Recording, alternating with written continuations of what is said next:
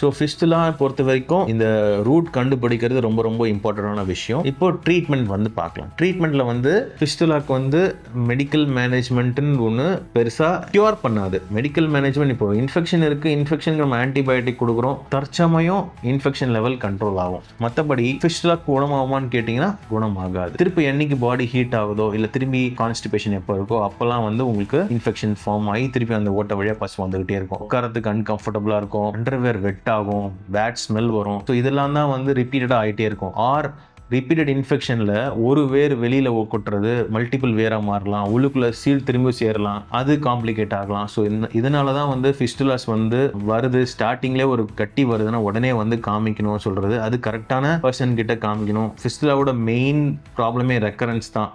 அது ட்ரீட்மெண்ட் பிளானிங்கும் ரொம்ப ரொம்ப இம்பார்ட்டன்ட். நான் வந்து ஒரு காம்ப்ளிகேட்டட் ஃபிஸ்டுலாஸ் பேஷண்ட் ப்ரெசென்ட் பண்ணும்போது பேஷண்ட்டை வந்து கிளியராக அதை பற்றின எக்ஸ்ப்ளனேஷன் கொடுத்து அதை எப்படி நம்ம ட்ரீட்மெண்ட் கொண்டு போகிறோம், எவ்வளோ நாள் ஃபாலோ அப் வரணும். ஏன்னா ஃபிஸ்டுலா பொறுத்த வரைக்கும் ஆப்ரேஷன் பண்ணிவிட்டு ஃபாலோ அப் ரொம்ப ரொம்ப ரொம்ப இம்பார்ட்டன்ட்.